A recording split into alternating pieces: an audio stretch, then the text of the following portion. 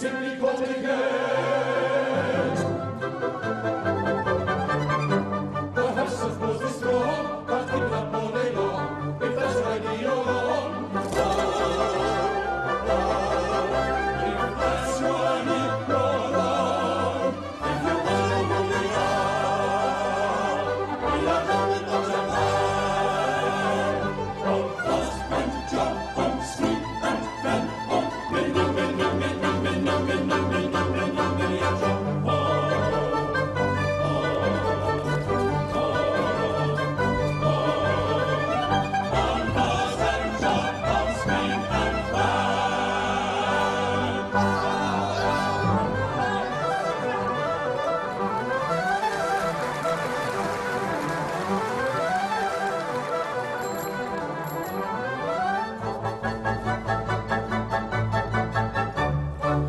Gentlemen, I pray you tell me where a gentle maiden dwelleth named Yum Yum.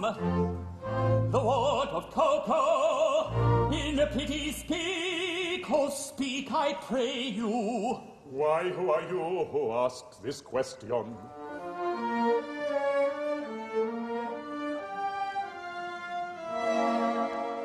Come, gather round me, and I'll tell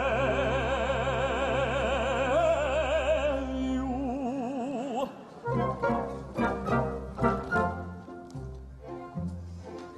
A wandering minstrel I, a king of shreds and patches, of ballad songs and snatches, and dreamy lullaby. My catalogue is long through every passion ranging, and to your humours changing, I tune my supple song. I tune my supple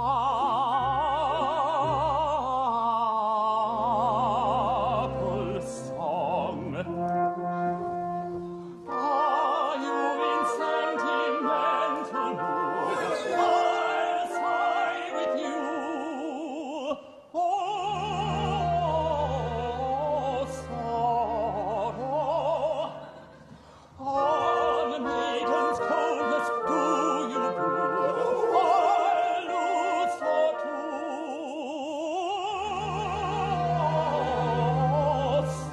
Sorrow, sorrow.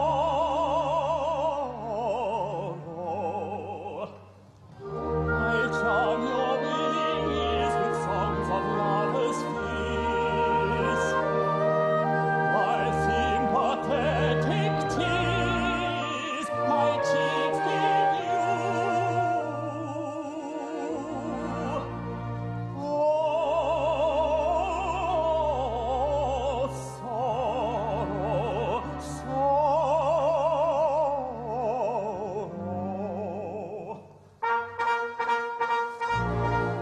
But patriotic sentiment is wanted. I've patriotic ballads cut and dried. For where our country's banner may be planted, all other local banners are defied. Our warriors in serried ranks assembled, never trail for they conceal it if they do. And I shouldn't be surprised if nations tremble before the mighty troops to shoot the Pitti-Sing. You shouldn't be surprised if nations tremble, tremble, with a lump, before the mighty troops to shoot the Pitti-Sing. And if you call for a song of the sea, we'll heave her cap still around. With a yo-heave-ho, for the wind is free, her anchor's a tip and her helm's a lee. Hurrah for the homeward bound. To lay aloft in a howling breeze may tickle a landsman's taste, but the happiest star a sailor sees is when he's down at an inland town, with his Nancy on his knees. Yo-ho! And its arm around her waist. And when the captain hungry, and the fiddler swings us round, yo-ho-ho, and around me, hurrah for the homeward bound. Yo-ho-ho, and around me,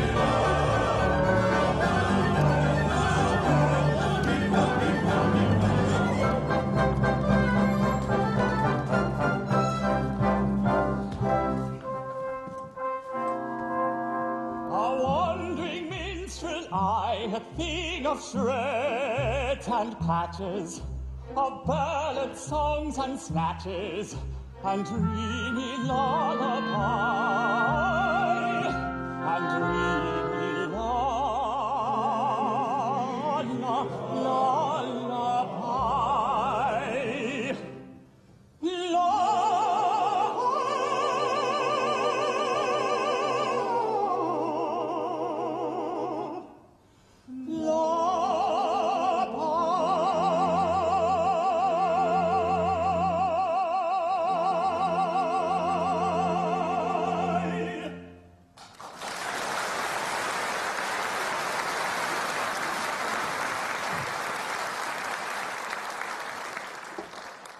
And what may be your business with Yum Yum? I'll tell you. A year ago, I was a member of the Pitti-Poo town band. It was my duty to take the cap around for contributions. Whilst discharging this delicate office, I saw Yum Yum. Oh, we loved each other at once. But she was betrothed to her guardian, Coco, a cheap tailor, and I saw that my suit was hopeless. Overwhelmed with despair, I quitted the town. Such of my delight when I heard a month ago that Coco had been condemned to death for flirting. I hurried back in at once in the hope of finding Yum Yum at liberty to listen to my protestation. It is true that Coco was condemned to death for flirting. Smashing. But he was reprieved at the last moment and raised to the exalted rank of Lord High Executioner. Shake! Under the following remarkable circumstances. How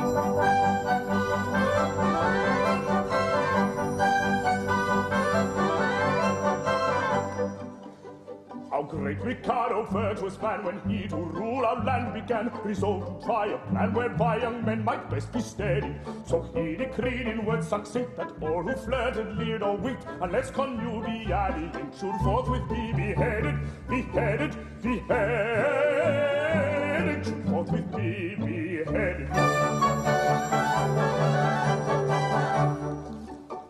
And I expect you'll all agree that he was right to so decree. And I am right, and you are right, and all is right as right can be. And all is right as right can be. All is right can be.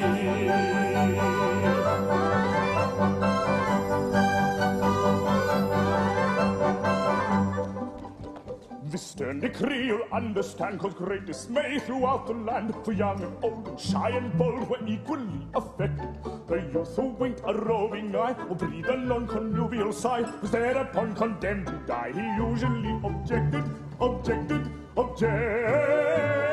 He usually objected.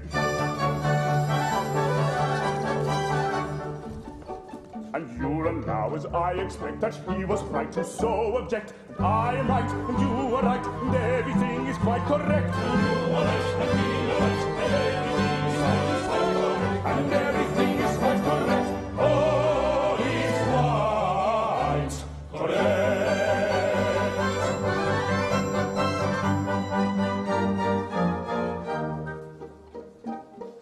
And so we straight let out on bail a convict from the county jail, whose head was next on some pretext condemned to be mown off, and made him headsman, for we said, who's next to be decapitated cannot cut off another's head until he's cut his own off, his own off, his own off, until he's cut his own off.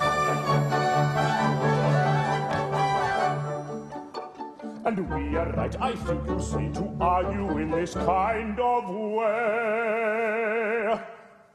And I am right, and you are right, and all is right to lure a lay. And I am right, and you are right, and all is right.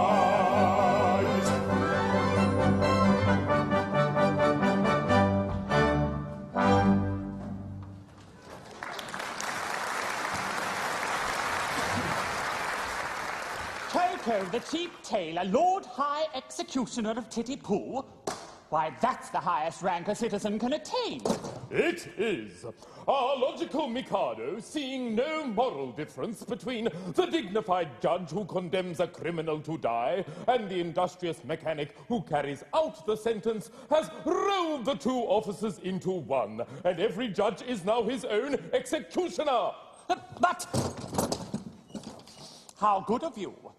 For I see that you are a nobleman of the highest rank. To condescend to tell all this to me, a mere strolling minstrel. Don't mention it. I am, in point of fact, a particularly haughty and exclusive person of pre-Adamite ancestral descent. You will understand this when I tell you that I can trace my ancestry back to a protoplasmal primordial atomic globule. Consequently, my family pride is something inconceivable. I can't help it. I was born sneering. But I struggle hard to overcome this defect. I mortify my pride continually. When all the great officers of state resigned in a body because they were too proud to serve under an ex-tailor, did I not unhesitatingly accept all their posts at once? And the salaries attached to them, you did. It is consequently my degrading duty to serve this upstart as First Lord of the Treasury, Lord Chief Justice, Commander-in-Chief, Lord High Admiral, Master of the Buckhounds, Groom of the Backstairs, Archbishop of Titi-Poo, and Lord Mayor. Both acting and elect, all rolled into one. And at a salary, a Poo-Bah paid for his services. I, a salaried minion. But I do it. It revolts me, but I do it. And it does you credit. But I don't stop at that. I go and dine with middle-class people on reasonable terms. I dance at cheap suburban parties. For a moderate fee, I accept refreshment at any hands, however lowly. I also retail state secrets at a very low figure. For instance, any further information about Yum Yum would come under the head of a state secret. Oh, dear. Oh, another insult! And I think a light one.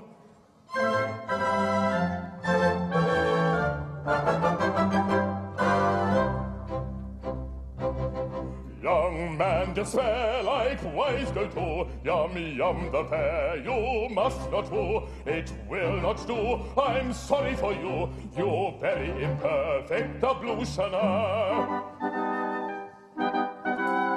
This very day from school, Yum Yum will wend her way and homeward come with beat or drum and a rum-tum-tum to wed the Lord High Executioner. And the brass will crash, and the trumpets play, and they'll cart a dash on their wedding day. She'll toddle away as Oliver with the Lord High Executioner. And the brass will crash, and the trumpets play, and they'll cart a dash on their wedding day. She'll toddle away as Oliver with the Lord High Executioner.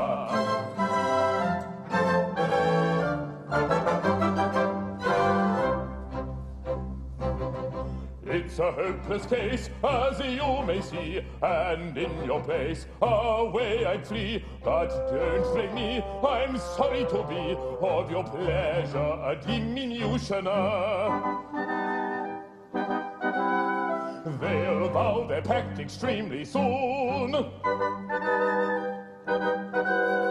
In point of fact, this afternoon, her honeymoon with that buffoon at 7 commences, so you shun her. And the brass will crash, and the trumpets play, and they'll cart a dash on their wedding day. She'll toddle away as Oliver with the Lord High Executioner. And the brass will crash, and the trumpets play, and they'll cart a dash on their wedding day. She'll toddle away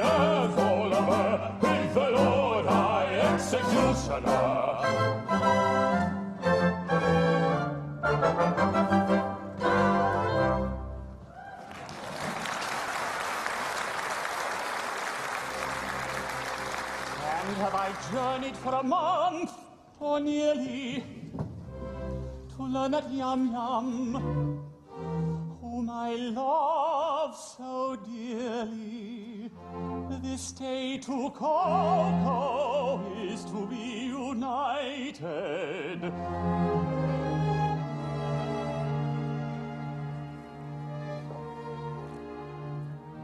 The fact appears to be as you've recited. But he comes equipped as suits his station. He'll give you any further information.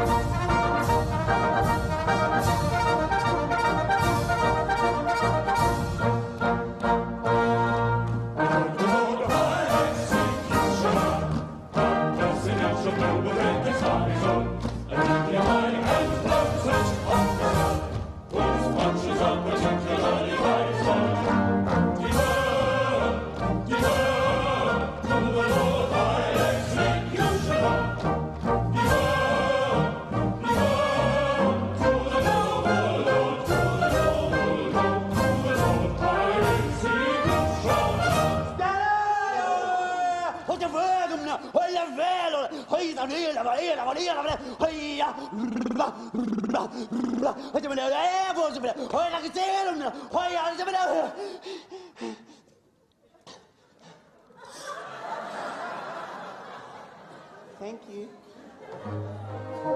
Taken from the county jail by a set of curious chances, liberated then on bail, on my own recognizances, wafted by a favoring gale, woo, as one sometimes is in trances, to a height that few can scale, saved by long and weary dances, surely never had a mail, under such like circumstances, so adventurous a tale, which may rank with most romances. That's break, taken from the county jail, by a set of curious chances, surely never had a mail, so adventurous a tale. Finish!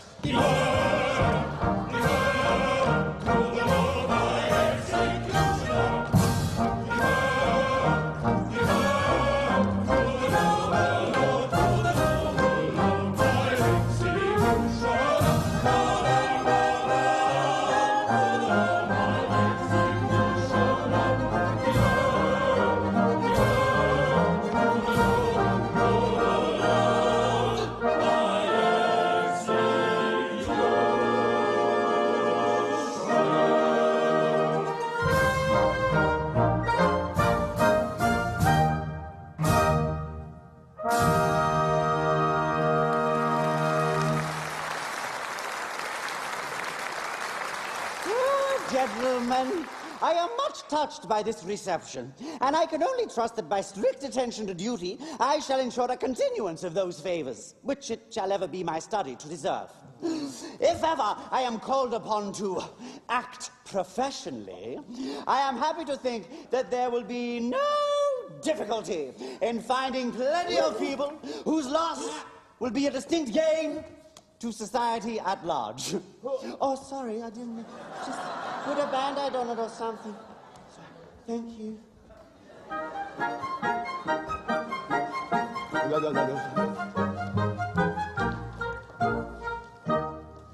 As someday it may happen that a victim must be found, I've got a little list of society offenders who might well be underground and who never would be missed.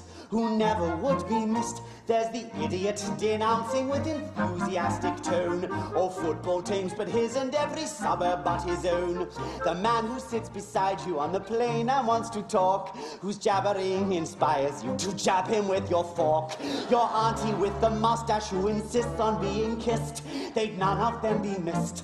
He's got them on the list, and then none of them be missed. whinging letter writers and those pundits in the press, that opinion columnist, that bore would not be missed, that trendy thing in opera if the plot seems like a mess, that night's the titleist. What?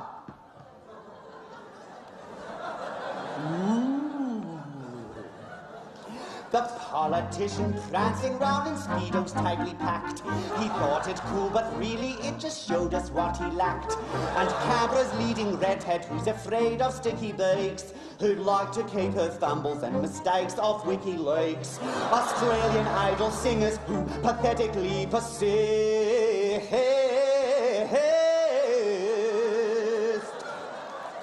They'd none of them be missed. They'd none of them be missed. He's got him on the list, he's got him on the list, and then none of them be missed, then none of them be missed. And the purists who insist piano music stops at Brahms, I'll put them on the list and make them sit through Liszt. On Saturday night, the mob at Flinders Street all singing psalms. I wish they would desist and their happy claps resist. That music theatre sequel that they promise will be good. Love never dies, they say, but I confess I wish it would. That Frenchman and the other one who judge my kitchen rules, who give new definition to the label kitchen tools. That morning television host who's funny as a cyst. Gold Logies he has kissed, but it's time to kiss my fist. He's got him on the list, he's got him on the list, and then none of them be missed, then none of them be missed. Then the merchant banker wankers and the bonuses they flout, and the subprime mortgagist, I've got him on the list. The government's like lapdogs rushing in to bail them out. To their mills it's simply grist, so I've got them on the list. Retirees who migrate to the country to make wine, and Britney Spears for accidentally showing her vagina. Those climate change deniers who don't like the carbon tax, who haven't read the science and don't really know the facts. The women on the tram who at Spring Carnival got really drunk. Narelle, where are my shoes? They'd none of them be missed. They'd none of them be missed. You may put them on the list, you may put them on the list, and then none of them be missed, then none of them be missed.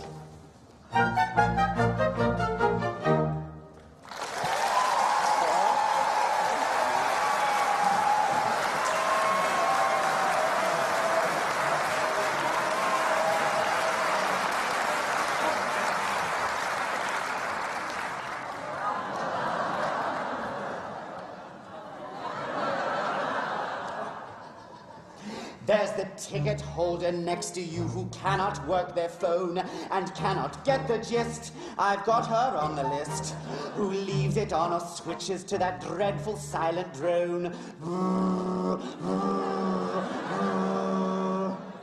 Facebook fiends and Twitterists are also on the list, and people who inflict on us full cycles of the ring.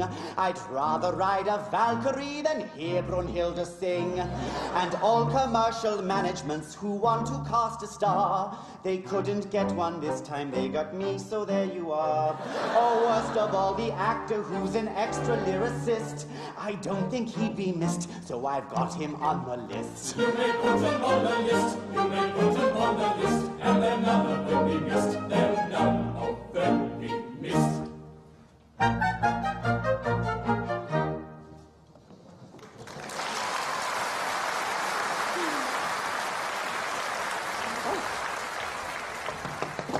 Aha! Oh, Poo-Bah! It seems that the festivities in connection with my approaching marriage must last a week. I should like to do it handsomely, and I want to consult you as to the amount I ought to spend on them. Certainly. In which of my capacities? As First Lord of the Treasury, Lord Chamberlain, Attorney General, Chancellor of the Exchequer, Privy Purse, or Private Secretary? Oh, well, suppose we say as private secretary. Speaking as your private secretary, I should say that as the city will have to pay for it, don't stint yourself. Do it well. Exactly, as the city will have to pay for it. That is your advice. As private secretary, of course you will understand that as Chancellor of the Exchequer, I am bound to see that due economy is observed. Oh, but just now you said, don't stint yourself, do it well. As private secretary. And now you say due economy must be observed. As Chancellor of the Exchequer. I see. Well, come over here where the Chancellor can't hear us. Now then, as my solicitor, how do you advise me to deal with this difficulty? As your solicitor, I should have no hesitation in saying, chance it. Thank you, I will. If it were not that as Lord Chief Justice, I am bound to see that the law isn't violated. I see. Well, come over here where the Chief Justice can't hear us. Now then, as First Lord of the Treasury... Of course, as First Lord of the Treasury, I could propose a special vote that would cover all expenses. If it were not that as leader of the opposition, it would be my duty to resist it, tooth and nail. Or, as Paymaster General, I could so cook the accounts that, as Lord High Auditor, I should never discover the fraud. But then, as Archbishop of Pitti-Poo, it would be my duty to denounce my dishonesty and give myself into my own custody as First Commissioner of Police. I find all of this extremely awkward. I don't say that all these distinguished people couldn't be squared, but it is right to tell you that they wouldn't be sufficiently degraded in their own estimation unless they are insulted with a very considerable bribe. Oh, well, the matter shall have my careful consideration. Oh, but my bride and her sisters approach, and any little compliment on your part, such as an abject grovel in a characteristic Japanese attitude, would be esteemed a favor. No money, no grovel. Poo-Bah!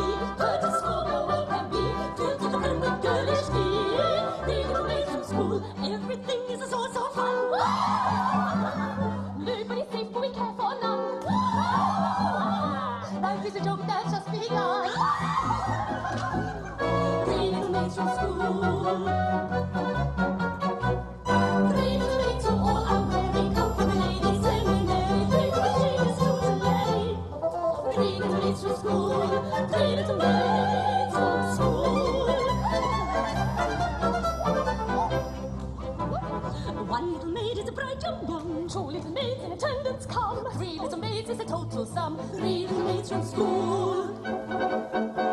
From 3 little maids take 1 away. 2 little maids remain and they won't have to wait for long, they say. 3 little maids from school. 3 little maids from school. 3 little maids who all are merry. Come to the ladies and the merry. 3 little cheese to Larry.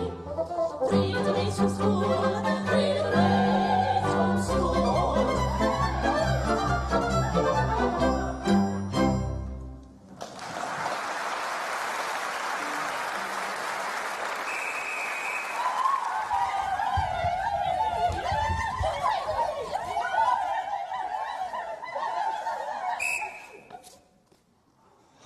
At last! Whoosh, whoosh, whoosh. My bride my bride that is to be.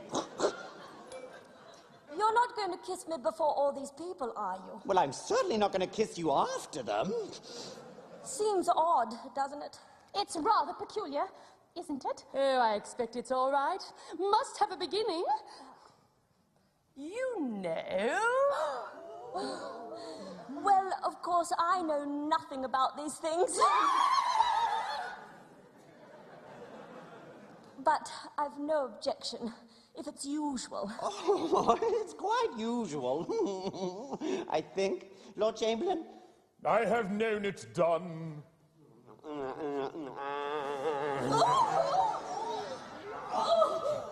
Thank goodness that's over.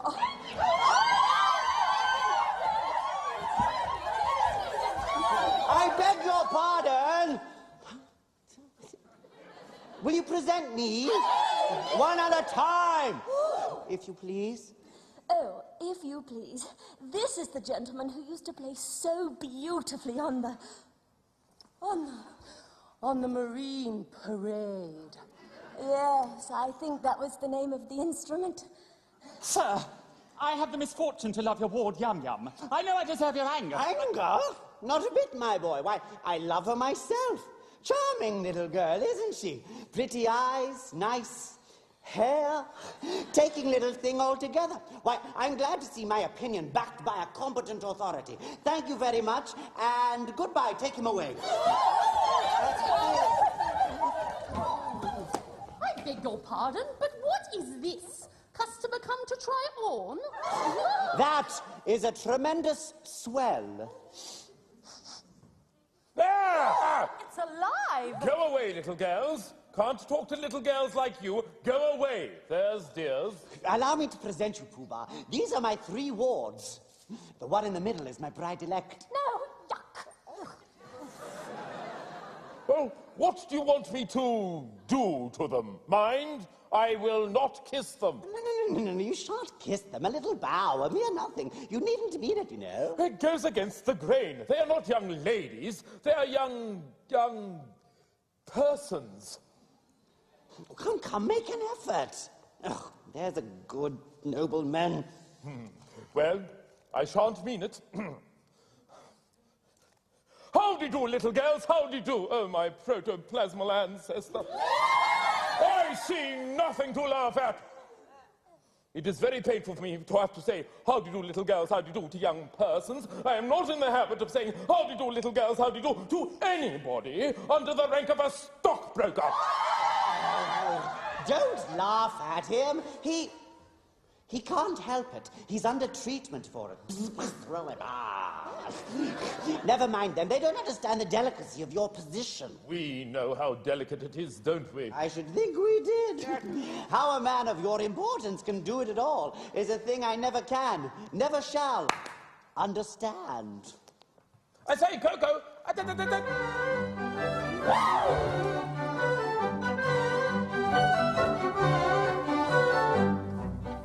So please very much regret if we have failed in etiquette. Towards a man of rank so high, we shall know better by and by. But youth, of course, must have its fling, so pardon us, so pardon us. And don't in girlhood's happy spring be hard on us, be hard on us, if we're inclined to dance and sing tra-la-la-la-la-la. But you, of course, must have its fling, so pardon us. And don't in girlhood's happy spring be hard on us. And you, of course, must have its fling, so pardon us. Tra-la-la-la-la-la-la, tra-la-la-la-la-la, tra-la-la-la-la-la-la, tra-la-la-la-la-la.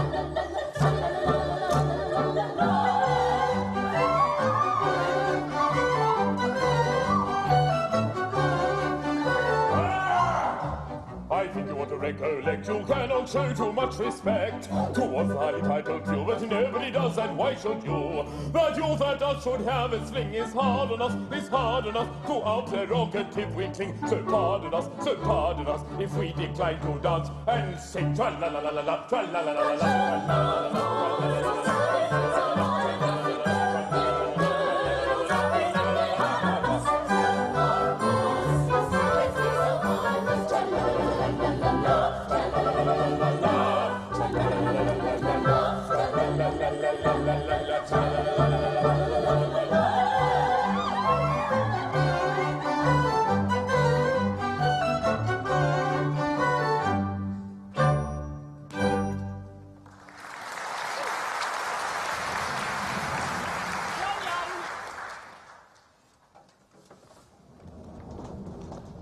Yum, yum.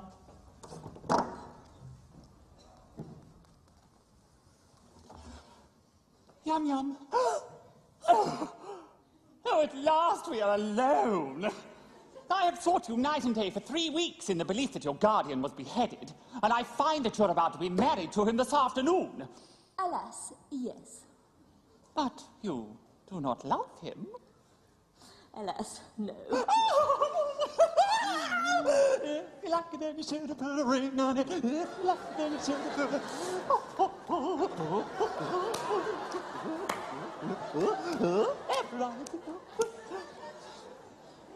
No?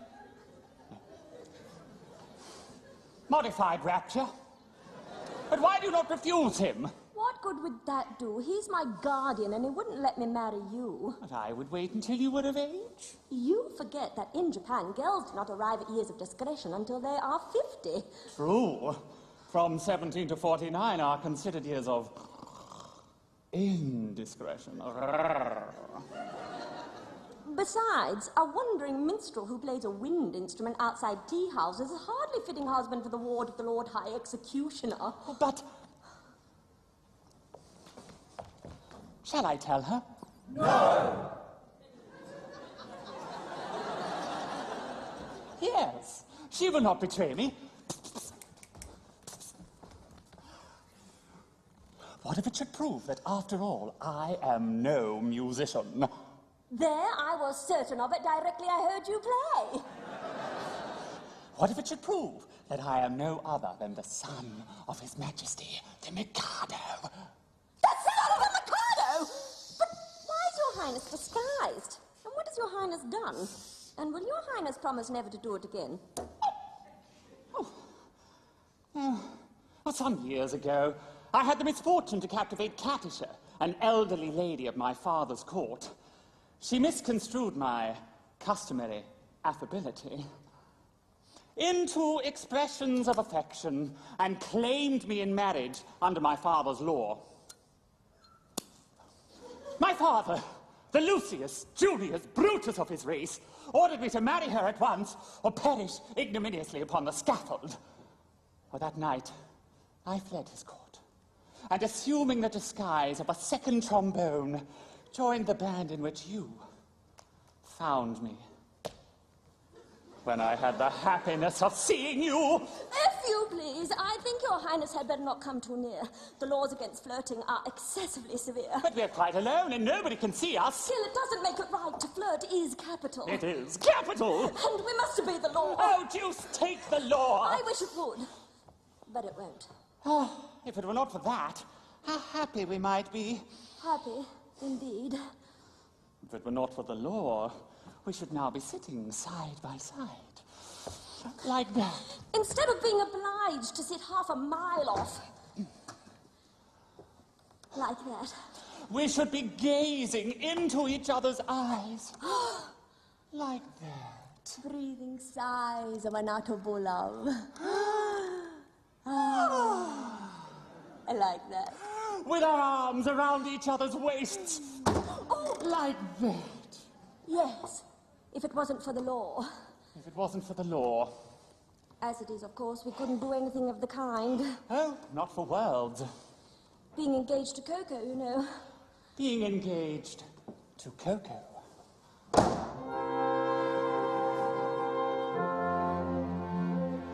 Were you not not to Coco plighted, I would say in tender tone, loved one, let us be united, let us be each other's own. I would merge all rank and station, worldly sneers are naught to us, and to mark my admiration, I would kiss you fondly thus. I would kiss you fondly thus. But as I'm engaged to Coco, to embrace you thus con fuoco, would discipline me no gioco, and for yam I should get Togo. Togo. So in spite of all temptation, such a theme I'll not discuss, and on no consideration will I kiss you fondly thus. Will I kiss you fondly thus? Let me make it clear to you, this is what I'll never do. This or this, or this, or this, this is what I'll never do. This or this, or this, or this, this is what I'll never do. I'll never do, or this,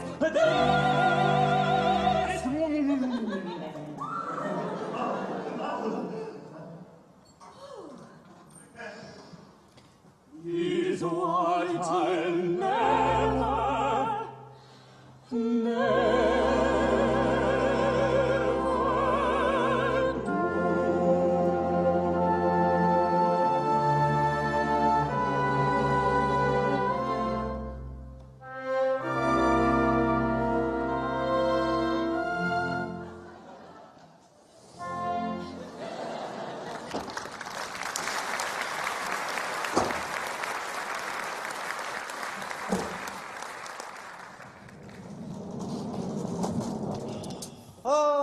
Yum, yum, yum, yum. Wherefore art thou, yum, yum? Oh, there she goes. To think how entirely my future happiness is wrapped up in that little parcel. Really, it hardly seems worthwhile. Matrimony, matrimony. The quality of matrimony is not strained. It droppeth as a gentle What are you doing? Can't you see that I am soliloquizing? You have interrupted an apostrophe, sir. I am the bearer of a letter from His Majesty, the Mikado. The Mikado? What can he have to say to me? Here it is at last. I knew this would come sooner or later.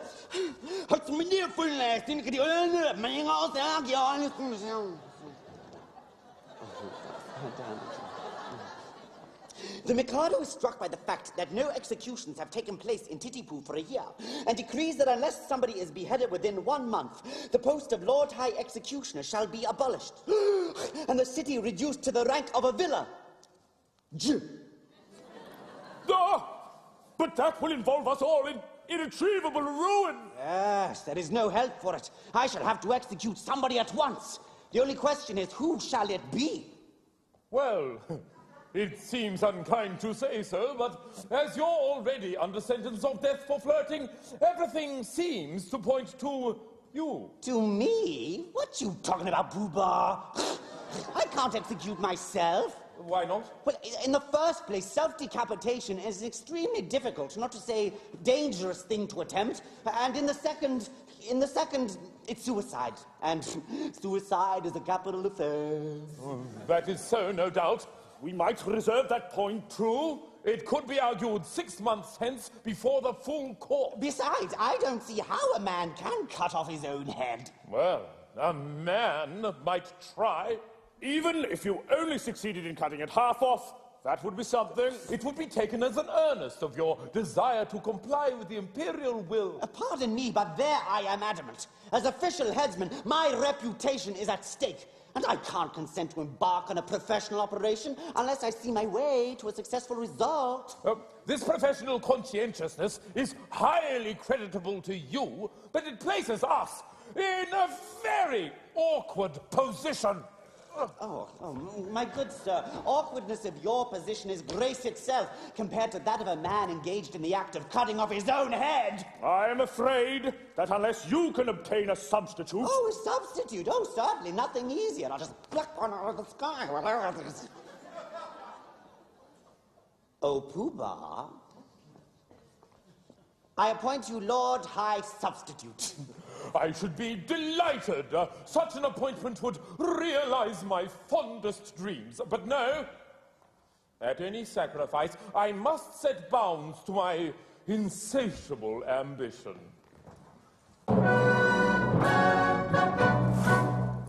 I am so proud if I allowed my family pride to be my guide. I volunteer to quit this sphere instead of you in a minute or two. But family pride must be denied and set aside and mortified and mortified. My brain it teems with endless schemes, both good and new for Titty-Poo, for Titty-Poo. But if I flit the benefit that I diffuse, the town would lose. Now every man to aid his clan should plot and plan as best he can. I heard one day a gentleman say that criminals who are cut in two can hardly feel the fatal steel, and so are slain without much pain. If this is true, it's jolly for you, your courage grew to bid us adieu. I am so proud. My brain it teems with endless schemes, both good and new for Titty-Poo, for Titty-Poo. But if I flit the benefit that I diffuse, the town would lose. Now every man to aid his clan should plot and plan as best he can. And so, although I'm ready to go, yet recollect 'twere disrespected I neglect to thus effect this indirect. So I object. And so, although I wish to go, and greatly pine to brightly shine, and take the line of a hero fine with grief condign, I must decline. And go and tell both friend and foe how much you dare. I'm quite aware it's your affair, yet I declare I take your share, but I don't much care. So I object, so I object, so I object, so I object. Who sits on the silence in a down, in a pestilential prison with a lifelong lock, awaiting the sensation of a shot from a chippy chopper on a big black cock. Who sits on the silence in a down, in a pestilential prison with a lifelong lock, awaiting the sensation of a shot from a chippy chopper on a big black cock. I love the duck, I like the rock, a shot, a big black cock. Who sits on the silence in a pestilential prison with a awaiting the sensation of a chippy chopper on a big black.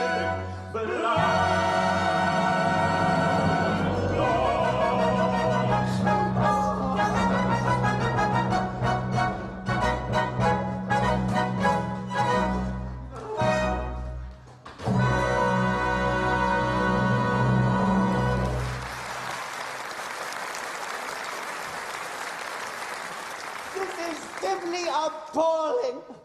I, who allowed myself to be respited at the last moment simply in order to benefit my native town, am now required to die within a month, and that by a man whom I have loaded with honors? Is this public gratitude? Is this a dagger I see before me?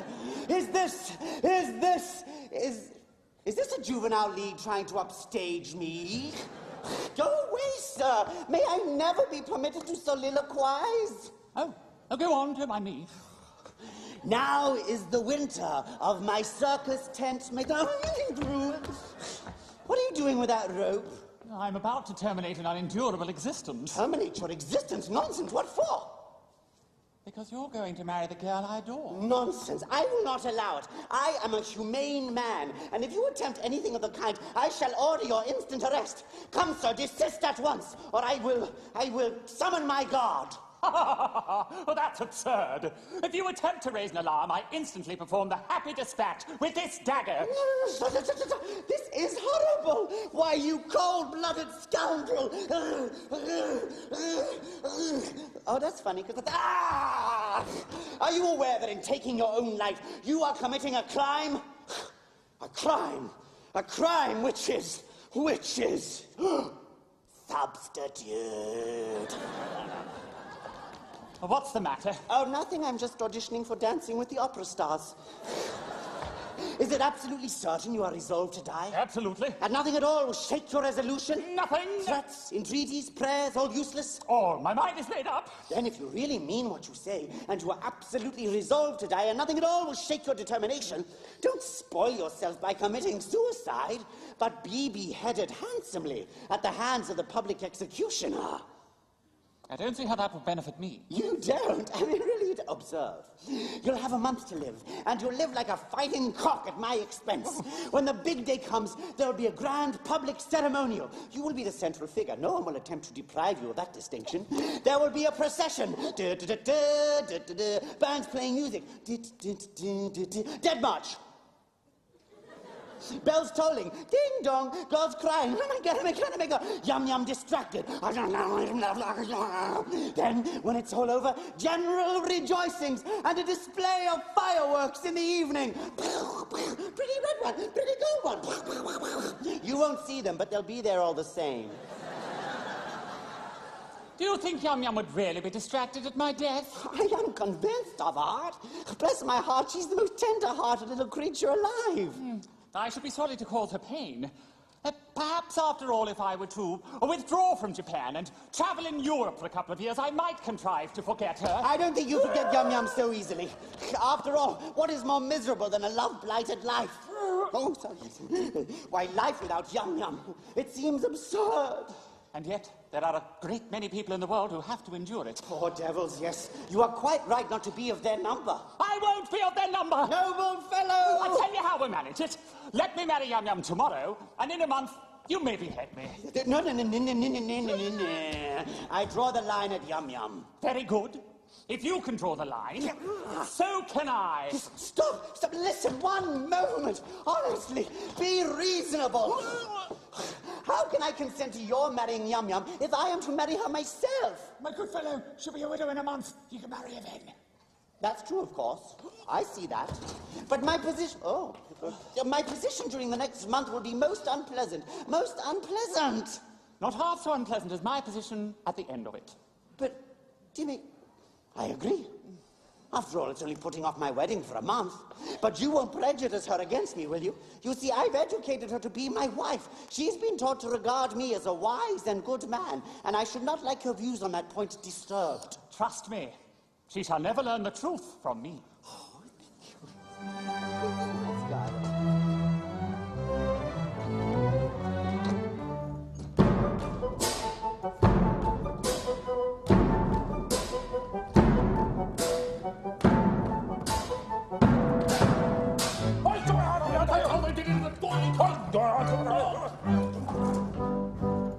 With aspect stern and gloomy stride,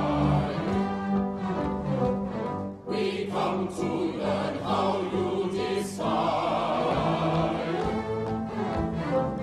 Don't hesitate, your choice to name. A dreadful fate you suffer all the same.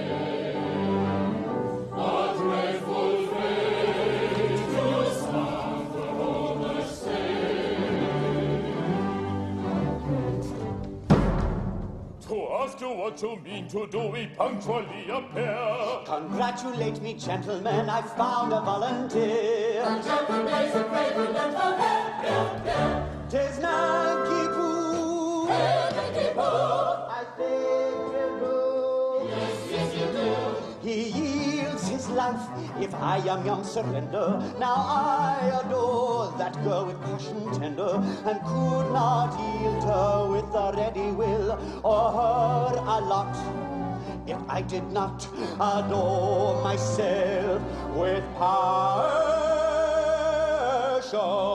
tender still, with passion tender still. Ah, yes, he knows himself with passion tender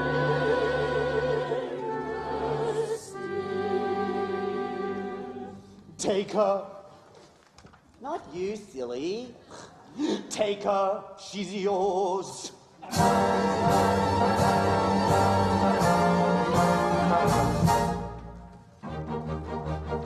The threatened cloud has passed away. And the shines of golden. What though the night may come too The soon? sweet one afternoon. Then let her fall, the joy of sweet loving song. And let the throng of joy of loving song and merry dance, with loving song and merry dance, with loving song.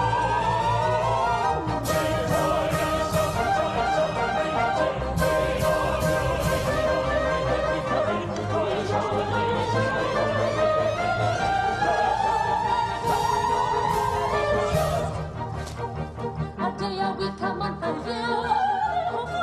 Next evening night comes much too This soon. evening is the honeymoon. Then let her fall, the joy of sweet loving song. Let the throng of joy and dance, with loving song and merry dance, with loving song and merry dance, with loving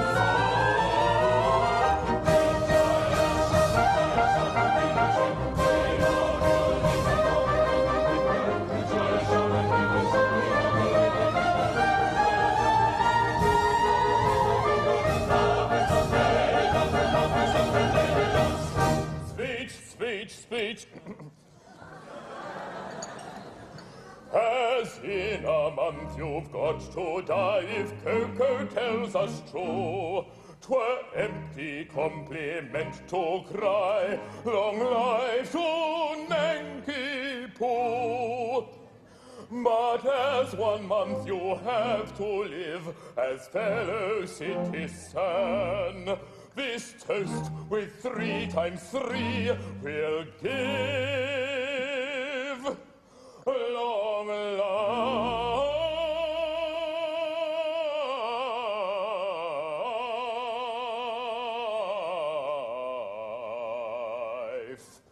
Long life to you.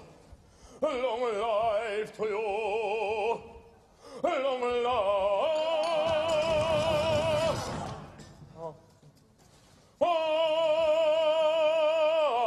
Life to you. Till then.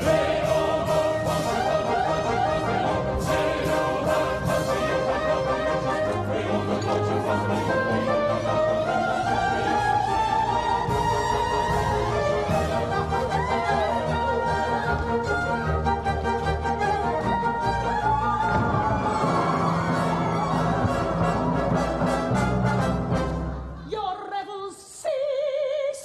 Assist me, all of you.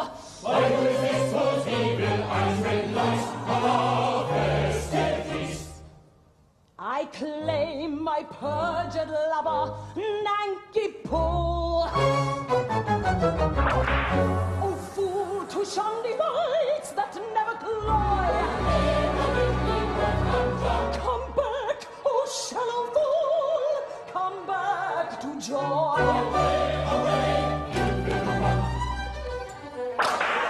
Ah, 'tis Katisha, the maid of whom I told you. No, you shall not go. These arms shall thus enfold you. Oh, thou that fleest my hallowed joys, oh, blind that seest no equipoise. Oh, rush that judgest from half the whole. Oh, base that grudgest love's light to stole. Thy heart unbind, oh fool, oh blind. Give me my place, oh rash, oh base. Thy heart or mind, give me my place, or fool, or blind, or rash, or base. Thy heart or mind, give me my place.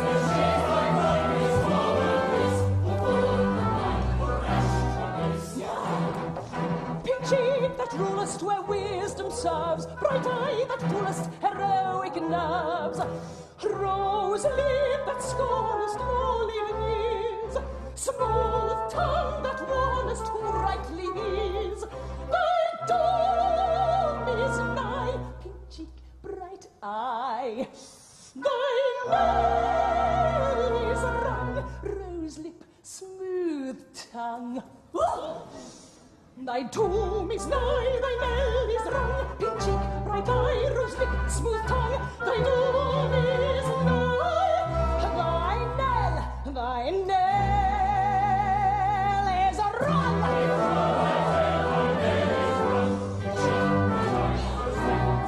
Thy doom is nigh, thy knell is rung, thy knell is rung.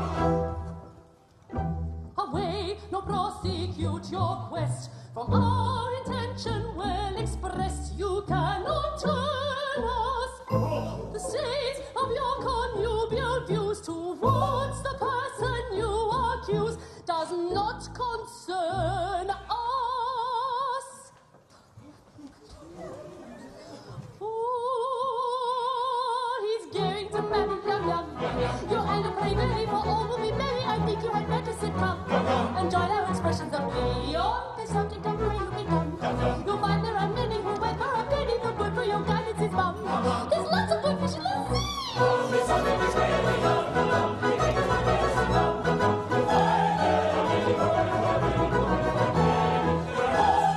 Fish in the sea, there are lots of good fish in the sea. There's lots of fish in the sea. There's lots of fish in the sea.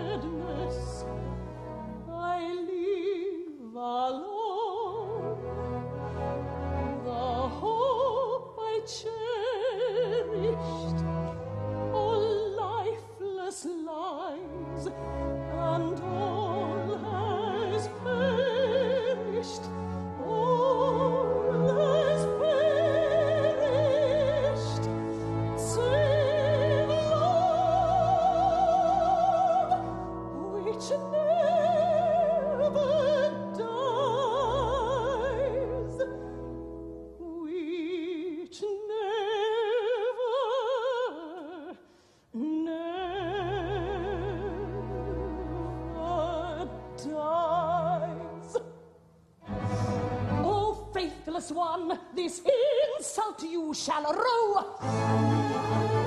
In vain for mercy, on your knees you'll sue.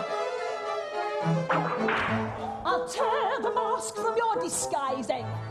Now comes the blow. Prepare yourselves for news surprising. How foil my foe?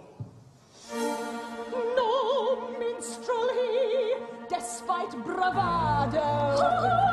I know he is the son of your love. In vain you interrupt with this tornado. He is the only son of your love. Spoil. He is the son of your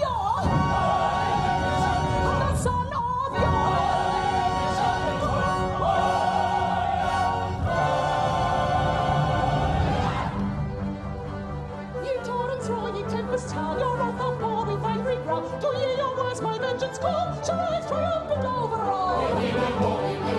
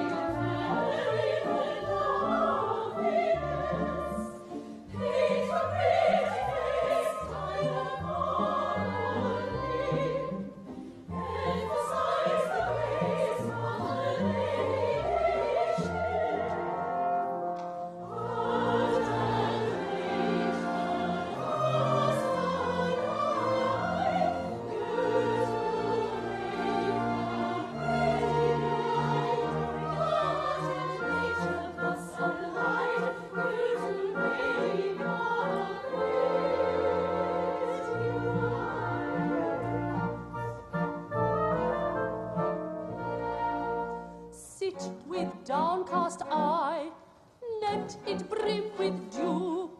Try if you can cry, we will do so too. When you summit, start like a frightened crow. Flutter, little heart, color, come and go. Modesty at marriage side, well becomes a pretty bride. Modesty at marriage tide, well becomes a pretty bride.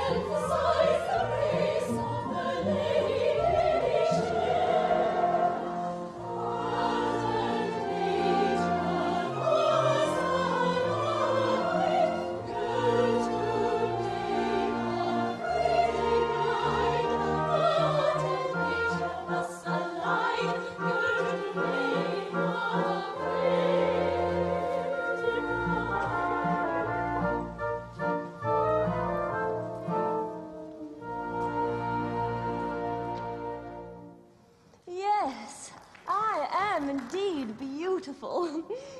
Sometimes I sit and wonder in my artless Japanese way why it is that I am so much more attractive than anybody else in the whole world.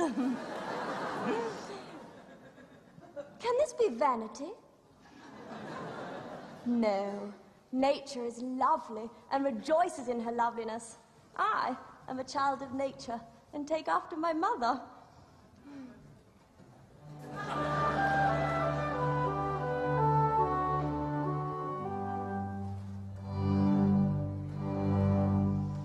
The sun whose rays are all ablaze with ever-living glory does not deny his majesty, he scorns to tell a story.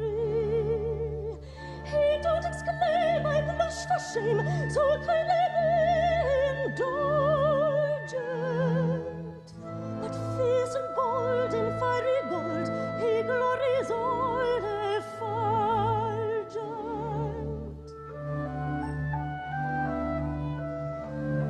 I mean to rule the earth as he the sky.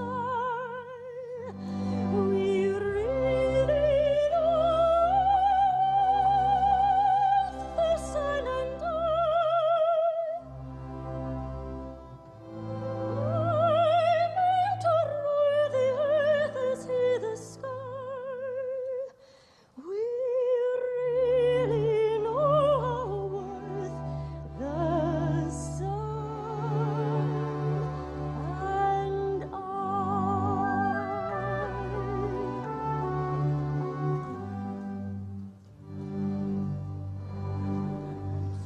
Observe his flame, that placid dame, the moon celestial highness. There's not a trace upon her face of diffidence or shyness. She borrows light that through the night mankind may all acclaim her. And truth to tell, she lights up a well, so I for one don't blame her.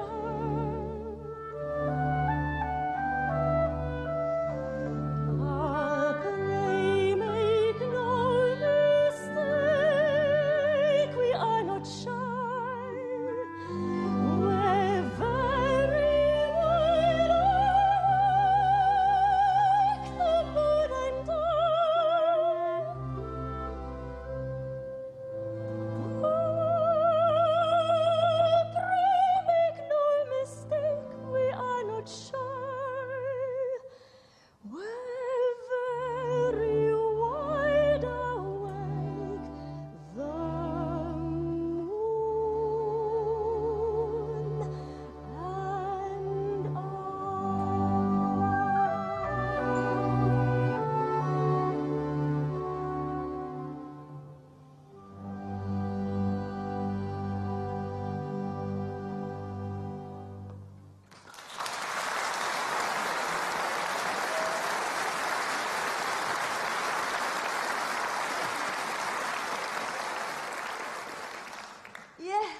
everything seems to smile upon me. I'm to be married today to the man I love best, and I believe I'm the very happiest girl in Japan. The happiest girl, indeed, for she is indeed to be envied who has attained happiness in all but perfection. In all but perfection. Well, dear, it can't be denied that the fact that your husband is to be beheaded in a month is, in its way, a drawback. It does seem to take the top off it, you know. I don't know about that. It all depends. At all events, he will find it a drawback. Not necessarily, bless you. It all depends. I think it's very indelicate of you to refer to such a subject on such a day if my married happiness is to be cut short. Cut short in a month. God, you let me forget it. Oh, Yum Yum in tears, and on her wedding morn. They've been reminding me that in a month you're to be beheaded. Oh, yes, we've been reminding her that you're to be beheaded. It's quite true, you know. You are to be beheaded.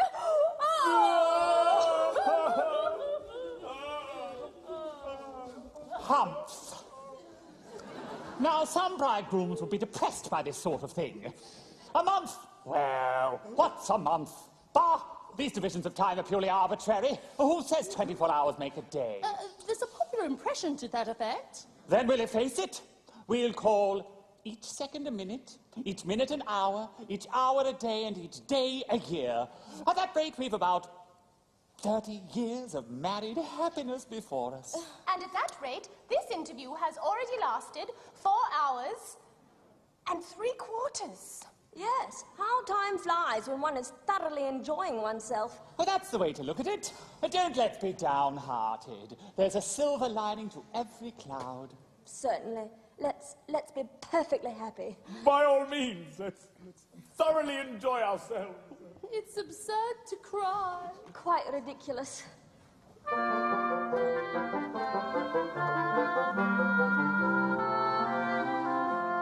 Brightly dawns our wedding day. Joyous are we give thee greeting. Whither art thou fleeting? Fickle moment, freely stay. Fickle moment, freely stay. What though mortal joys befall? Pleasures come if sorrows follow. Golden tocsin sound along. Tocsin sound along.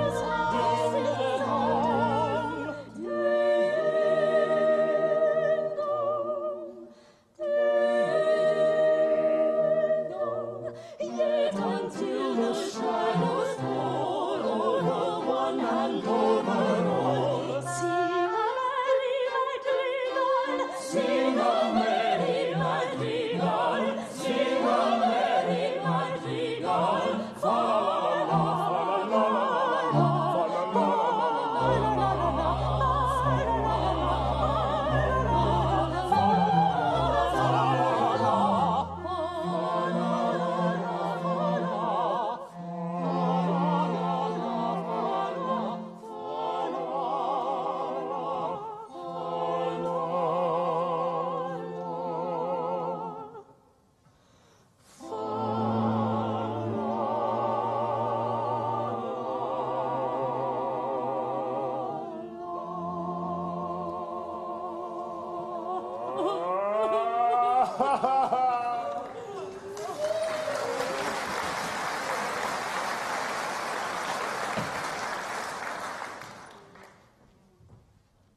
To sushi or not to sushi?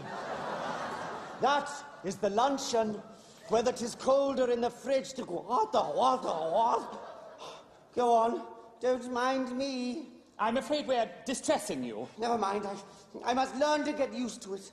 Only please, do it by degrees. Begin by putting your arm around her waist.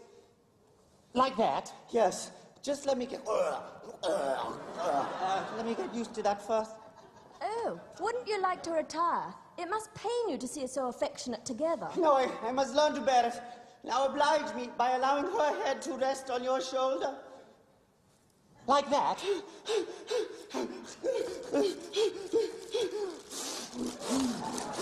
I am much obliged to you. Now, kiss her. Oh. Oh, thank you. Thank you. Thank you. Thank you. This is simple torture. Oh, come, bear up. After all, it's only for a month. No, it's no use deluding oneself with false hopes. What do you mean? My child, my poor child. How shall I break it to her? My little bride that was to have been. Was to have been? Yes. You never can be mine. What? Oh, I'm so glad.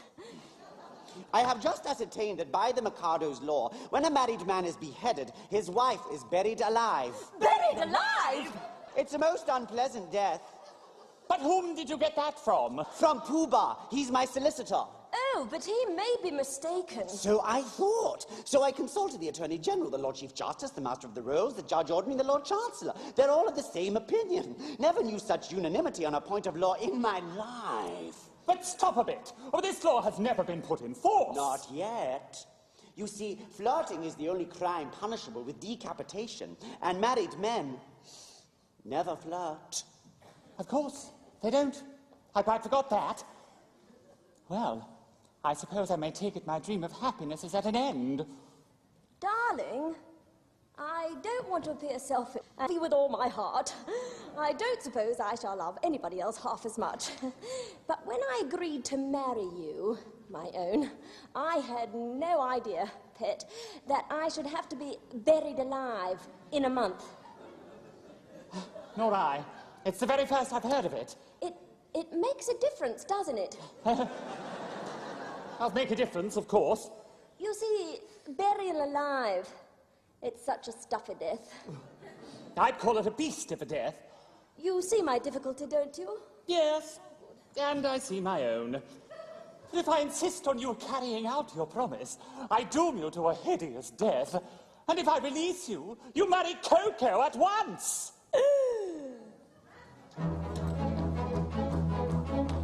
Here's how they do if I marry you. When the time has come to perish, then the man whom you cherish must be slaughtered too. Here's how they do, here's how they do. Here's a pretty mess, in a month or less. I must die without a wedding, let the bitter tears I'm shedding witness my distress. Here's a pretty mess, here's a pretty mess. Here's a state of things, to her life she clings. Matrimonial devotion doesn't seem to suit her notion, burial it brings.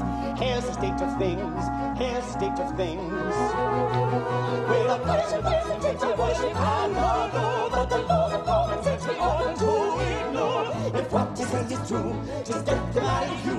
Here's a pretty state of things, here's a pretty howdy-do. Here's a pretty state of things, a pretty state of things. Here's a howdy-do, here's a howdy-do, here's a howdy-do. For if what I say is true, I cannot marry you. Here's a pretty, pretty state of things. Oh, that's disgusting. Here's a pretty howdy-do.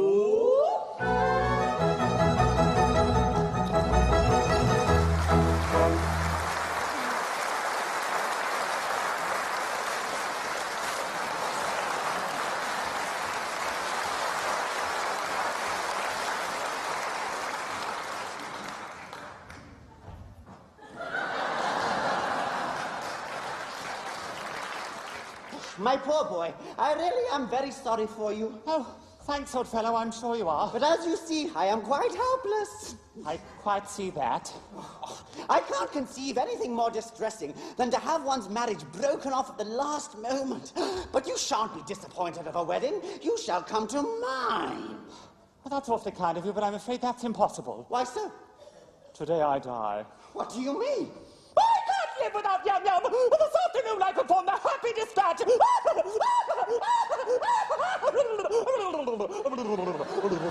Pardon me, but I cannot allow that. why not? Why, hang it all, you're under contract to die at the hands of the public executioner in a month's time. Why, if you kill yourself, what's to become of me? I shall have to be executed in your place. It would certainly seem so. Now then, Lord Mayor, what is it? The Mikado and his suite are approaching the city and will be here in 10 minutes! The Mikado! He's coming to see whether his orders have been carried out. Now look here, you! This is getting serious!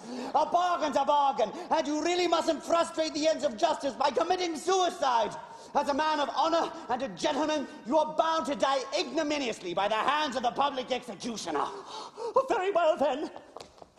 Behead me! What now? Certainly at once! Chop it off, Coco! Chop it off! My good sir! I don't go about prepared to execute a gentleman at a moment's notice. Why, I never even killed a cockroach. Still, as Lord High Executioner... My good sir, as Lord High Executioner, I've got to behead him in a month's time. I'm not ready yet. I don't know how it's done. I'm going to take lessons at Pitti-Poo TAFE. I mean to begin with the guinea pig and work my way through the animal kingdom until I get to second trombone. Why, you don't suppose that as a humane man I'd have accepted the post of Lord High Executioner if I hadn't thought the duties purely nominal? Why, I can't kill you. I can't kill anything. I can't kill anybody. Oh, come, my poor fellow. We all have unpleasant duties to discharge at times. After all, what is it? I mean, if I don't mind, why should you? Remember, sooner or later it must be done. Must it? I'm not so sure about that.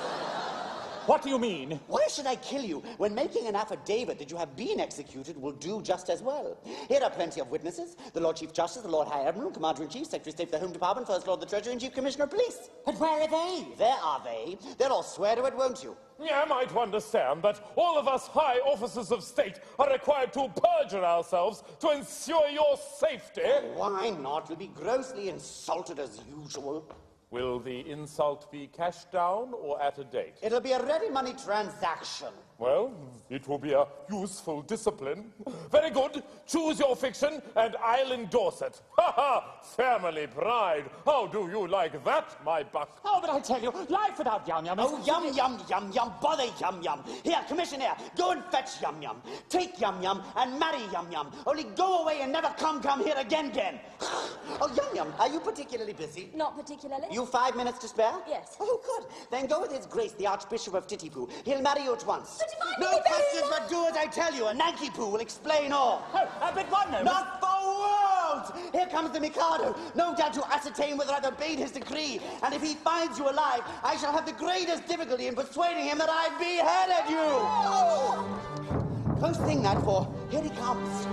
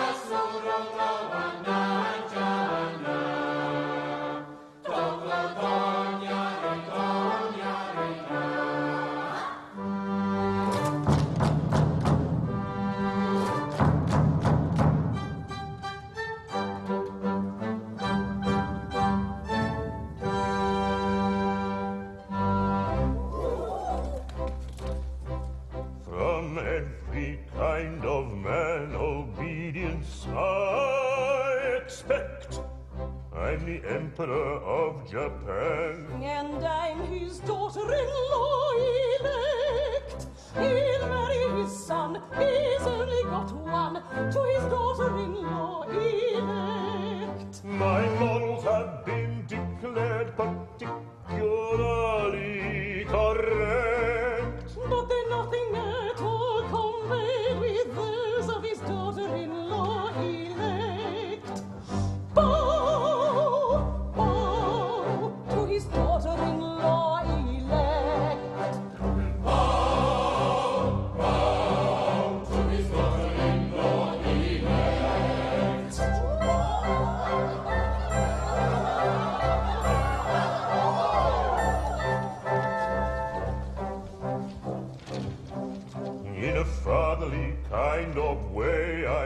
govern each tribe and sect, who cheerfully own my sway. Except his daughter-in-law elect, as tough as a bone, with a will of her own, is his daughter-in-law elect. My nature is love and light, my freedom from all defect. He is insignificant quite, compared with his daughter-in-law elect.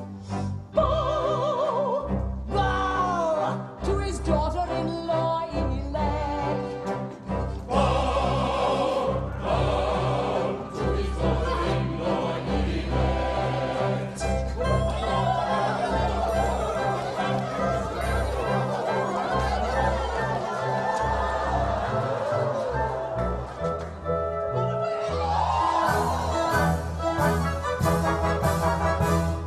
A more humane Mikado never did in Japan exist. To nobody's second, I'm certainly reckoned a true philanthropist.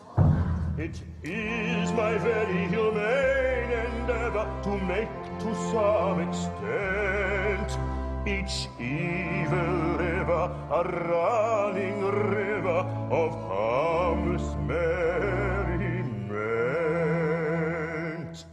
My object all sublime I shall achieve in time, to let the punishment fit the crime, the punishment fit the crime, and make it prisoner pent, unwillingly represent a source of innocent merriment, of innocent merriment.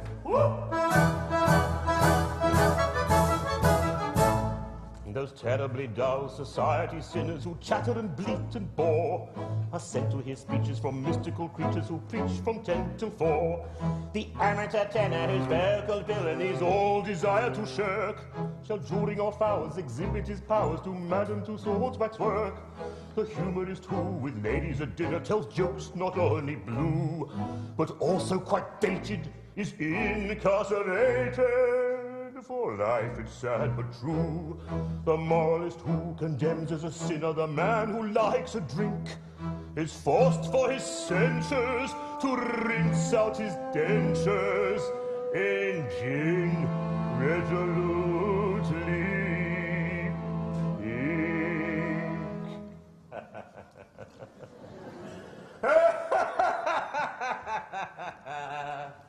My object all sublime I shall achieve in time, to let the punishment fit the crime, the punishment fit the crime, and make it prisoner pent, unwillingly represent a source of innocent merriment, of innocent merriment. His object all sublime he will achieve in time, to let the punishment fit the crime, the punishment fit the crime, and make it prisoner pent, unwillingly represent a source of innocent merriment, of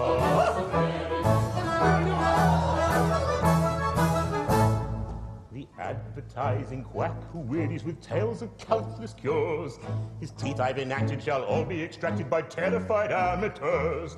The music hall singer attends a series of masses and fugues and ops, by Bach interwoven with Brahms and Beethoven and played by the Aussie Pops. The billiard sharp whom anyone catches, his doom's extremely hard.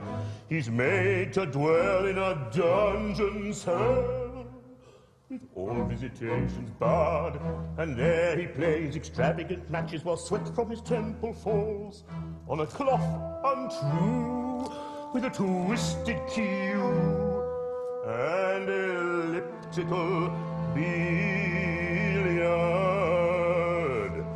balls.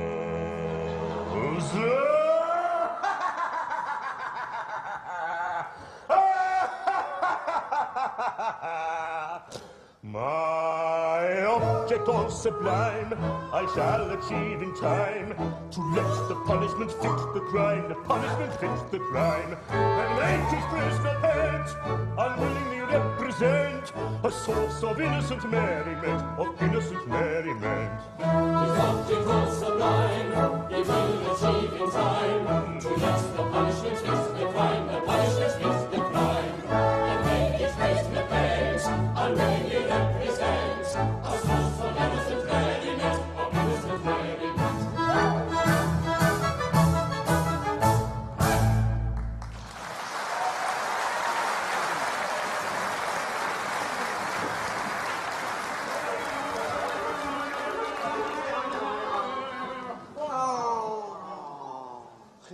I am honored in being permitted to welcome your majesty. I guess the object of your majesty's visit. Your wishes have been attended to. The execution has taken place. Oh, you've had an execution, have you? Yes? The coroner has just handed me his certificate. I am the coroner. And this is the certificate of his death. At Pitti-Poo, in the presence of the Lord Chancellor, Lord Chief Justice, Attorney General, Secretary of State for the Home Department, Lord Mayor, and groom of the second floor front. They were all present, Your Majesty. I counted them myself. A very good house. I wish I'd been in time for the performance. Yes, a rather tough fellow he was, too. A man of gigantic strength. His struggles were terrific. It really was a remarkable scene. Describe it.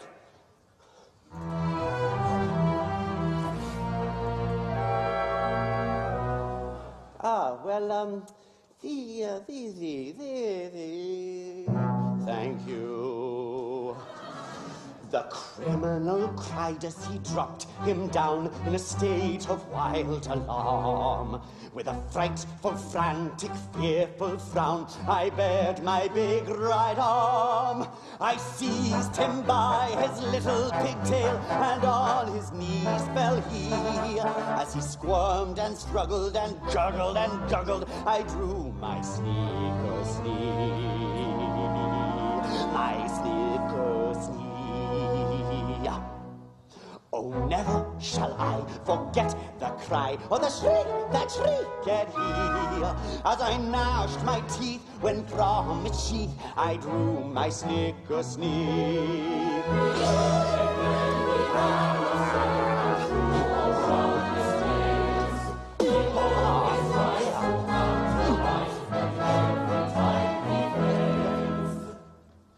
He shivered and shook as he gave the sign for the stroke he didn't deserve. When all of a sudden his eye met mine, and it seemed to brace his nerve. For he nodded his head and kissed his hand, and he whistled and added he. A saber true cut cleanly through his cervical vertebrae.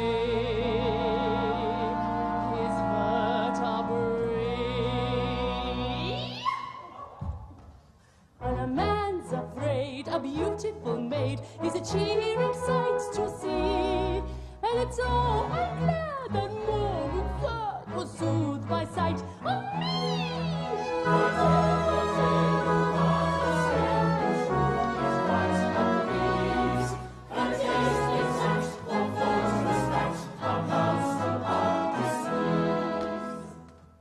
Now though you'd have said that head was dead, for its owner dead was he.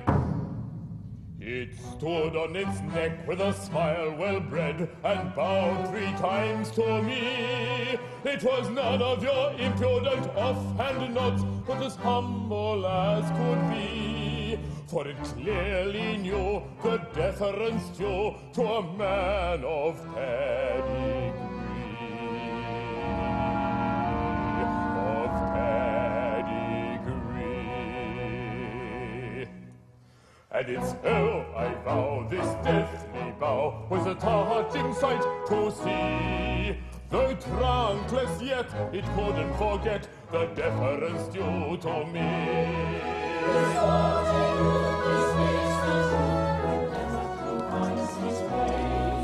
And in this place, if all to place, exactly as we say.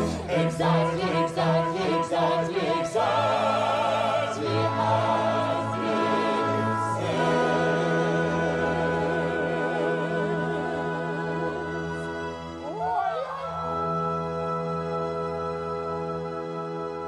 All this is very interesting, and I should like to have seen it.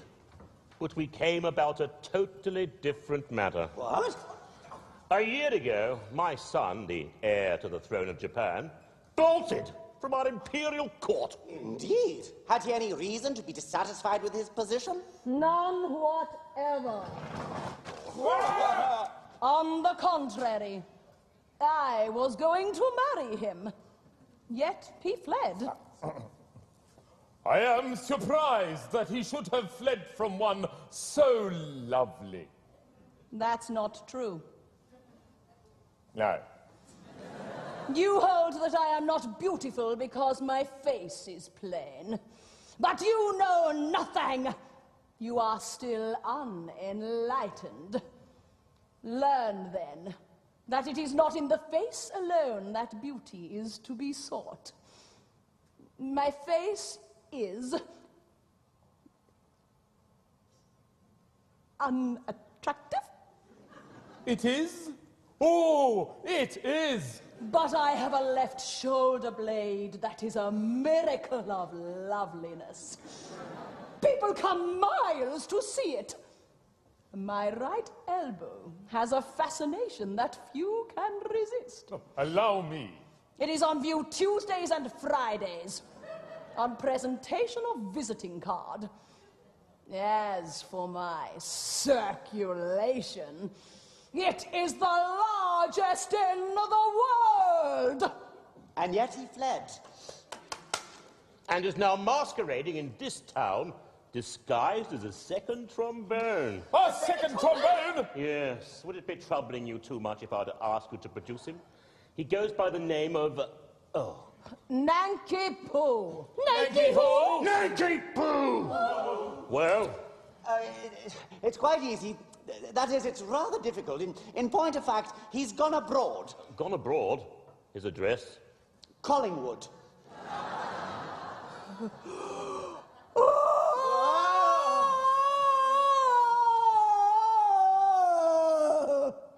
What's the matter? See here, his name, Nanki-Poo, beheaded this morning. Oh, where shall I find another? Where shall I find another? Dear, dear, dear.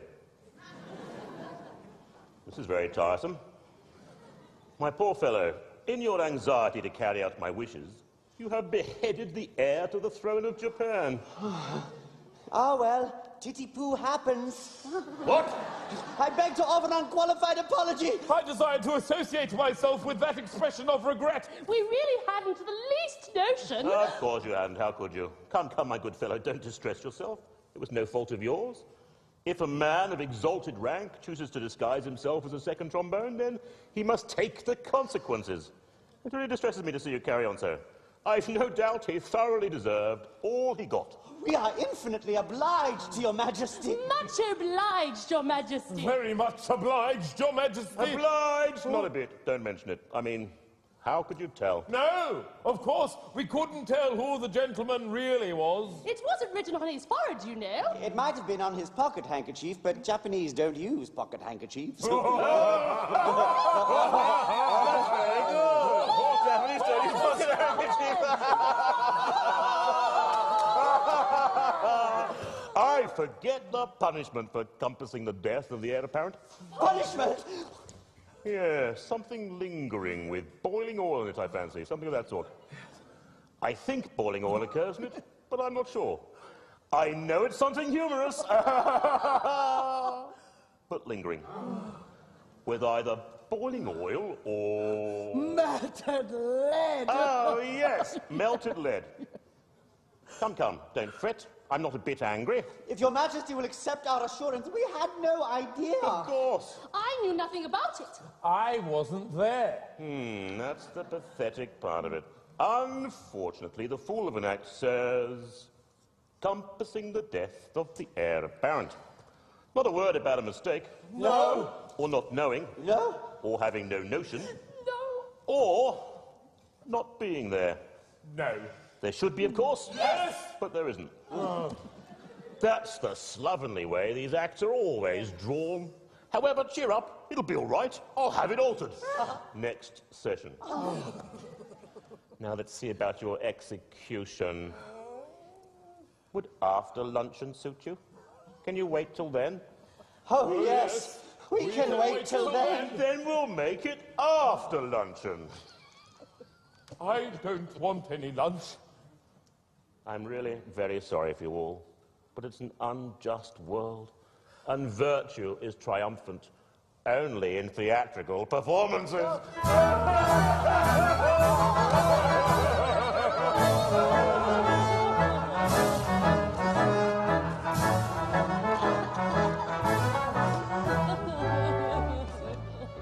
Well, a nice mess you've gotten us into with your nodding head and the deference due to a man of pedigree. Merely corroborative detail intended to give artistic verisimilitude to an otherwise bald and unconvincing narrative. Corroborative detail indeed.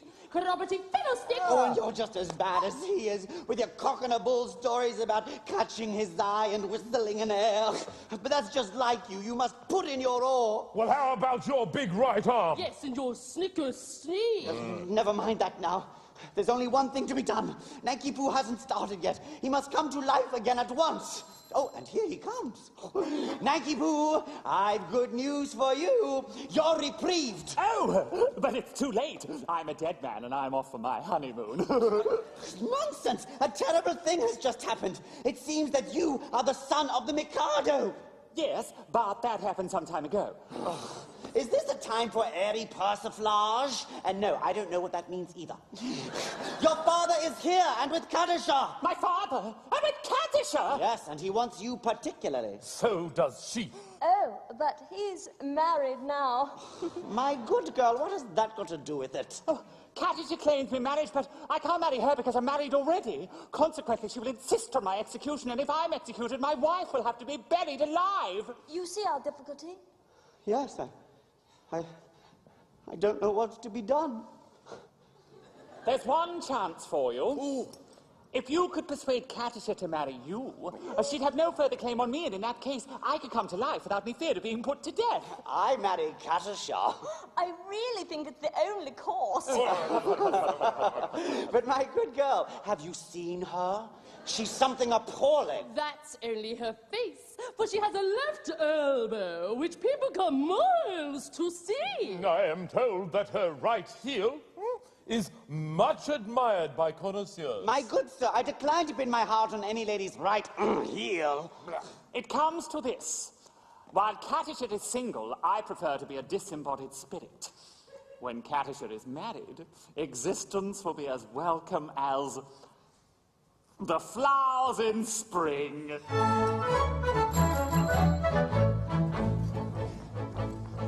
The flowers that bloom in the spring, tra-la, we promise of merry sunshine. As we merrily dance and we sing, tra-la, we welcome the hope that they bring, tra-la, of a summer of roses and wine, of a summer of roses and wine.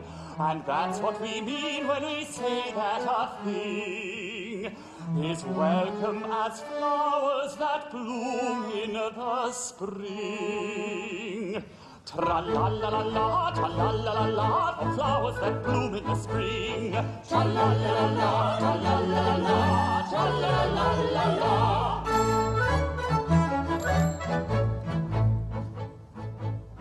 The flowers that bloom in the spring, tra-la, have nothing to do with the case.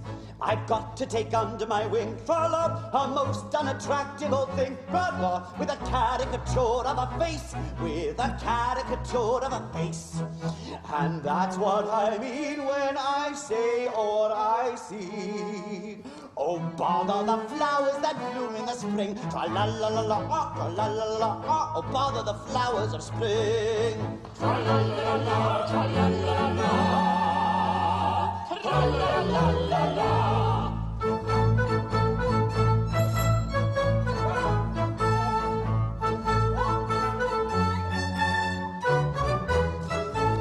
Not happy, Japan!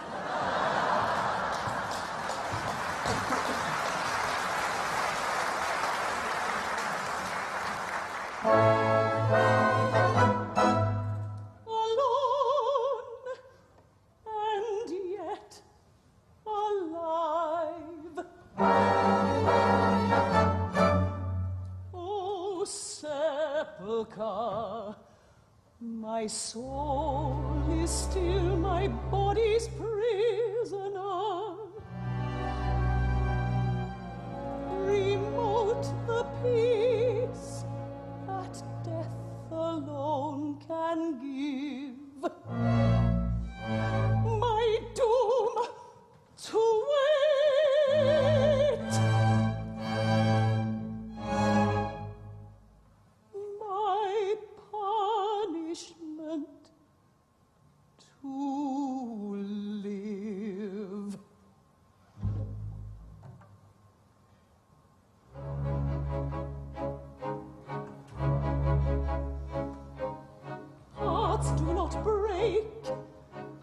sting and ache, for old love's sake, but do not die.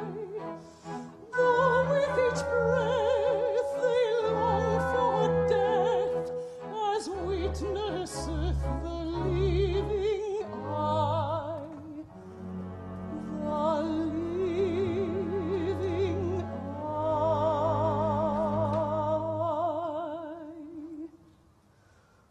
Oh, living eye, come tell me why, when hope is gone, dost thou stay on? Why linger here where all is dream? Oh, living eye, come tell me why, when hope is gone, dost thou stay on? May not a cheated maiden die. May not a cheated maiden die.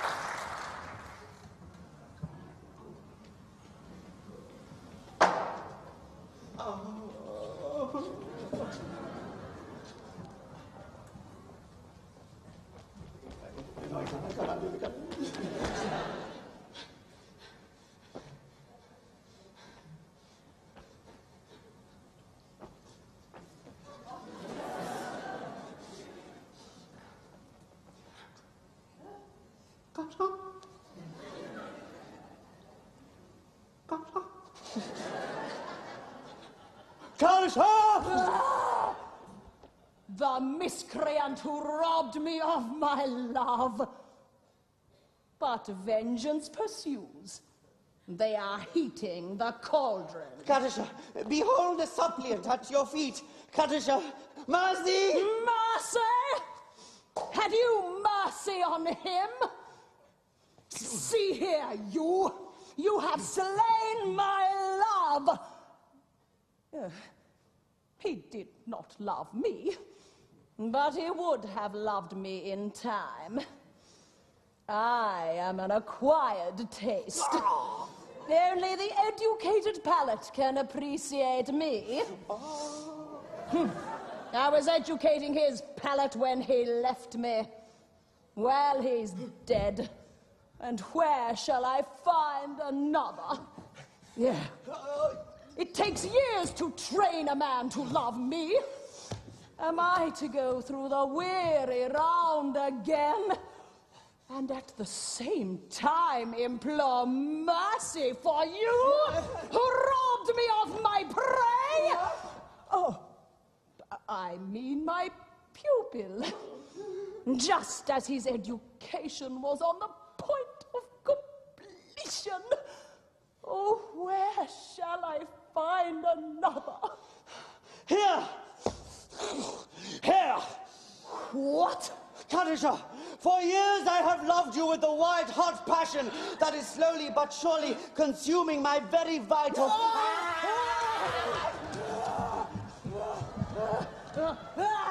Shrink not from me. If there be aught of woman's mercy in your heart, turn not away from a love-sick suppliant whose every fibre thrills at your tiniest touch. Get away from her! True it is that under a poor mask of disgust, I have endeavored to conceal a passion whose inner fires were broiling the soul within me. But the fire will not be smothered. It defies all attempts at extinction. And breaking forth the more eagerly for its long restraint, declares itself in words that will not be weighed, that cannot be schooled, and should not be too severely criticized. Katisha, I dare not hope for your love, but I will not live without it. Once more into the breach, darling!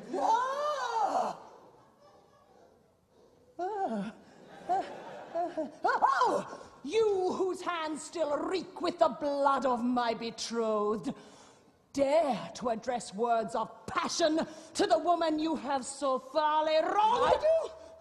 Accept my love, or I perish on the spot.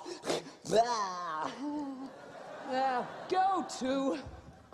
Who knows so well as I that no one ever yet died of a broken heart? You know not what you say. Oh. Listen.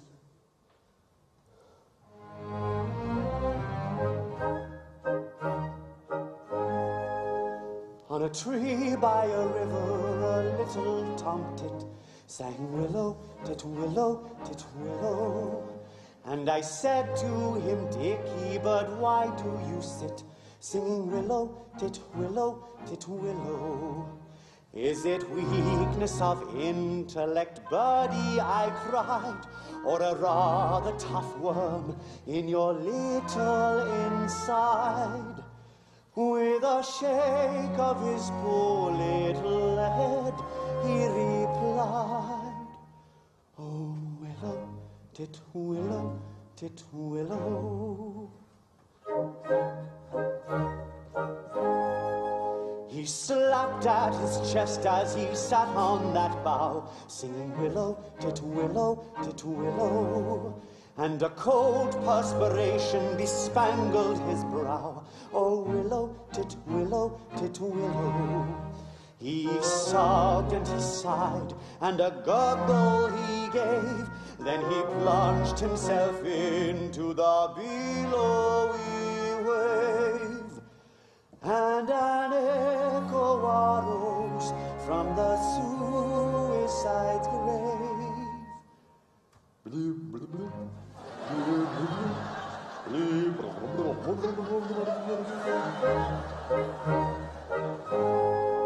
Now I feel just as sure as I'm sure that my name isn't Willow, tit willow, tit willow. That was blighted affection that made him exclaim, oh, willow, tit willow, tit willow. And if you remain callous and obdurate, I shall perish as he did.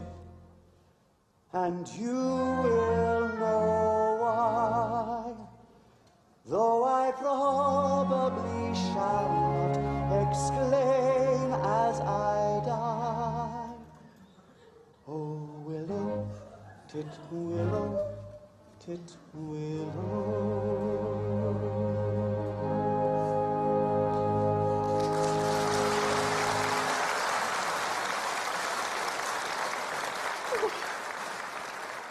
Did he really die of love?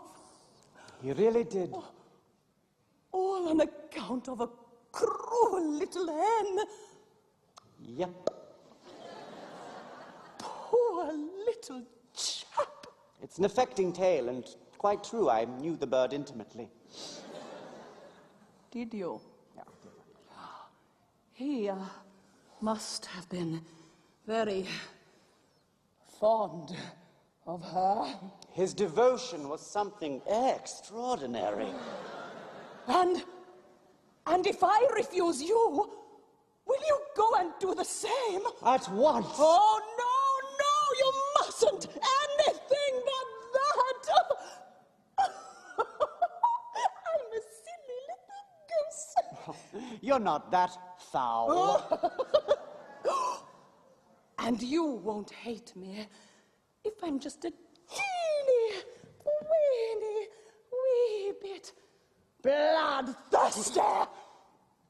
Will you? Katisha, is there not beauty even in bloodthirstiness? My idea. Exactly.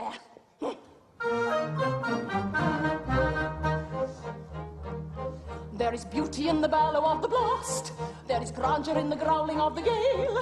There is eloquent outpouring when the lion is roaring and the tiger is lashing of his tail. Yes, I like to see a tiger from the Congo or the Niger, and especially when lashing of his tail. Volcanoes have a splendor that is grim, and earthquakes only terrify the goats. But to him who's scientific, there is nothing that's terrific in the falling of a flight of thunderbolts. Yes, in spite of all my meekness, if I have a little weakness, it's a passion for a flight of thunderbolts. That is so sing daddy down daddy, it's evident very our tastes are one. Away we'll go and merrily marry, nor tardily tarry till day is done.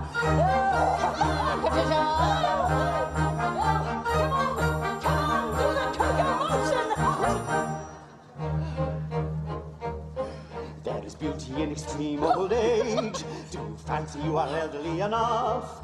Information I'm requesting on a subject interesting. Is a maiden all the better when she's tough? Of this wide dominion, it's the general opinion that she'll last a good deal longer when she's tough. Are you old enough to marry, do you think? Won't you wait until you're 80 in the shade? There's a fascination frantic in a ruin that's romantic. Do you think you are sufficiently decayed? To the matter that you mention, I have given some attention, and I think I am sufficiently decayed. If that is so, sing daddy down daddy, it's evident very our tastes are one. Away we'll go and merrily marry, nor tardily tarry till day is done. If that is so, sing daddy down daddy, it's evident very our tastes are one. Away we'll go and merrily marry, nor tardily tarry till day is done. Sing daddy down daddy, we'll merrily marry, nor tardily tarry till day is done.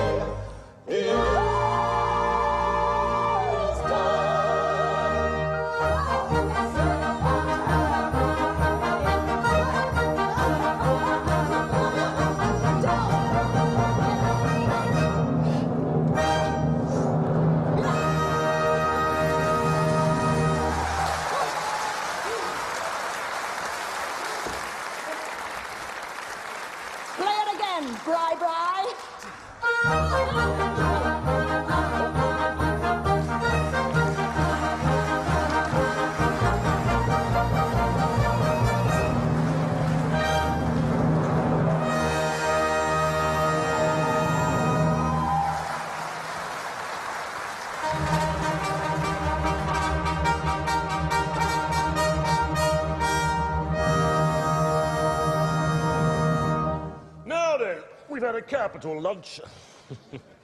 And we're quite ready. Have all the painful preparations been made? Your Majesty, all is prepared. Then produce the unfortunate gentleman and his two well-meaning but misguided accomplices. Chop, chop!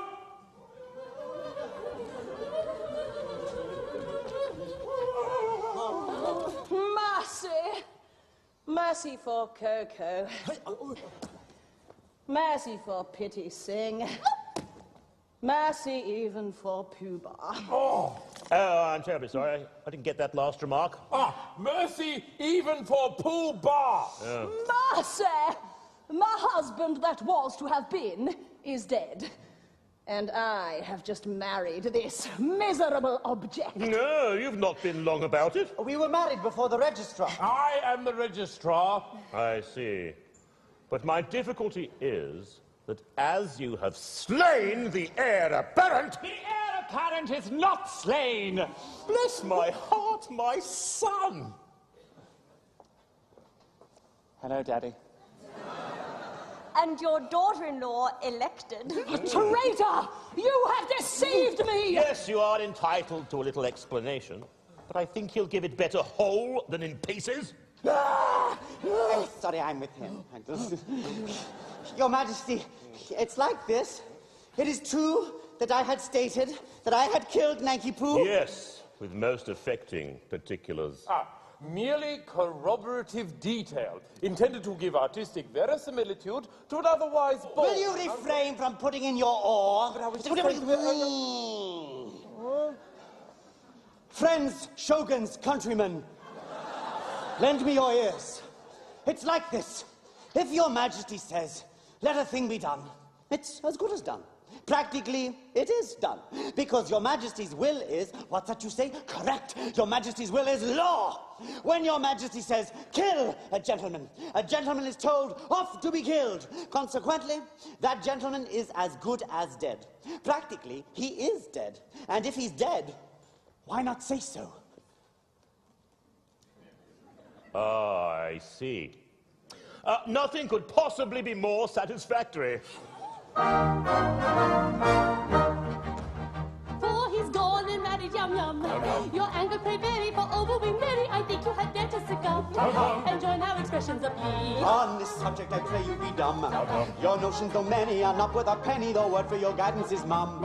You've got a good bargain in me. On this subject, we pray you be dumb, dumb, dumb. We think you had better succumb, come, come. The fire and many who would pay.